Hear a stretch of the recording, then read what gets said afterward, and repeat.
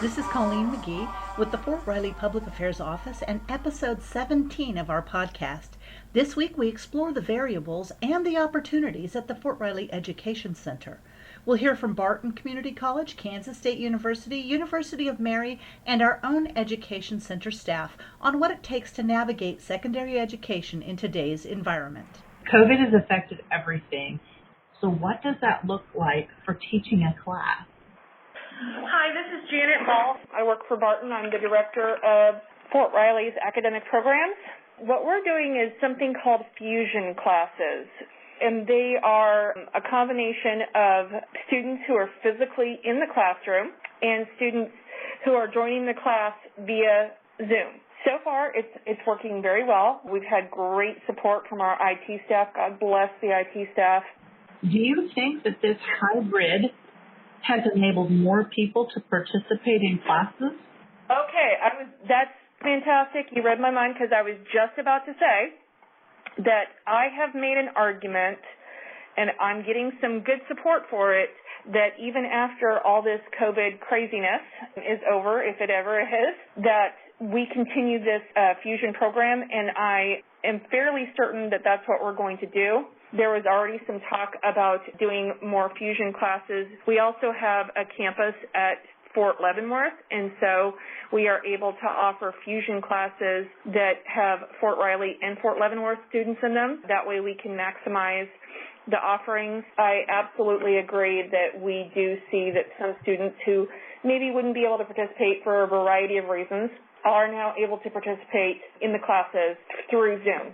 It seems like the class that students are the most apprehensive about taking via Zoom are like math classes.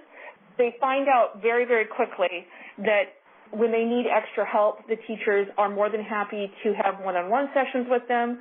The Fort Riley Tutor Center is still open.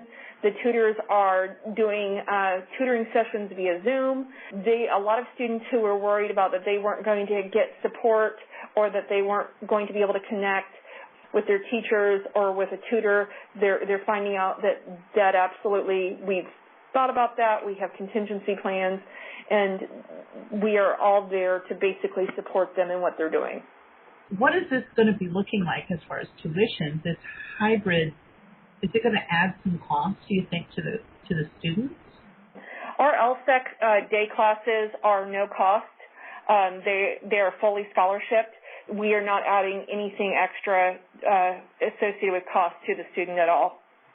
My name is Mary Byington, and I'm with the University of Mary. And we do graduate courses here at Fort Riley. And when it comes to fees, we've always had a technology or distance learning fee. So it didn't matter if they were sitting in the classroom or if they were online. It was going to be the same cost. About half of our classes have always been online, so those were a little easier. But they are still trying to put like our nursing classes, our counseling classes, and stuff like that into the online realm. Our tuition didn't go up, but our fees did, about $13 per credit. So I have another question for you real quick, because you said half of your classes were already online. So for me, I see this as a challenge for online courses that already existed to step the game up a little bit. Yes. Our instructors have always been there. They're required to give a contact phone number, a contact email, and office hours. It doesn't matter if they're an online teacher or sitting in the classroom. So we've always prided ourselves on always being there for the students. Jump in, and this is Dominic Barnes with Kansas State University. And the impact of COVID for our on-post courses has been twofold. One, we have a airframe and power plant program that requires hands-on. So we've had to move our next courses to not start until January. The second program we have is an associate degree in web development technology, and that class was always both available on campus or on post and then online at the same cost. That's basically, we're just focusing on online for that with no additional cost.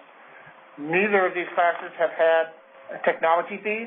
It's just built in to the TA cost, so they're covered by TA. Our online course fee for our online programs was actually reduced by about 70% for this semester. You know, on the main campus in the online world, for the bigger university, it's a different story to tell on that one. But here on Fort Riley, our soldiers engaging they have to wait a little longer, but there's no increase in cost. So have you guys seen an increase in enrollment? This is the University of Mary. Mine's actually about the same. We are actually starting face-to-face classes again in September, and all 8 of my active students are coming back to the classroom. Obviously, we're going to do the social distancing and make sure we have everything and everybody's safe, but they all want to come back to the classroom just because they all started in the classroom and they like that better. But anybody outside of that, everybody that's added to us since COVID had started, they would rather stay online. And again, that's about the same for me, but I'm kind of at my own niche with a graduate program. I don't have that many people that are even eligible for it, much less want it. So for me to get 8 to 12 people a year is actually normal, and that's what I got this year, is 8. This is Janet Balk with Barton.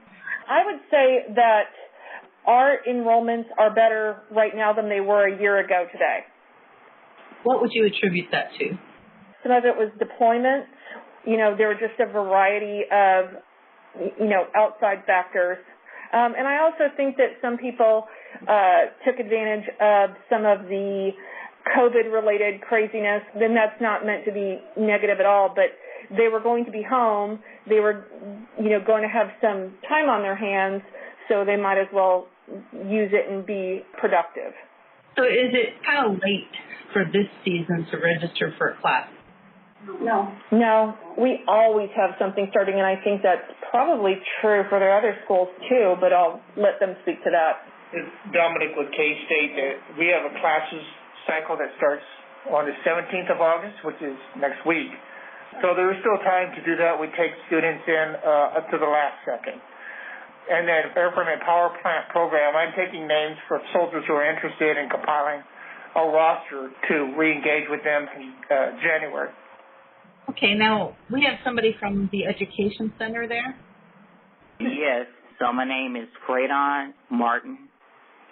Great. And Freydon, tell me who all you service. I know we've heard a lot about soldiers and their family members, but who else is eligible to take advantage of the schools that are available to them through the Education Center? We also can help veterans as well that have retired and those who are family members, as you mentioned. We also do service some other branches of the military, like the Air Force with testing, but mostly it's the reservists and the active duty for the Army. Okay. And also DA civilians, I've got to mention that, but we also service them as well.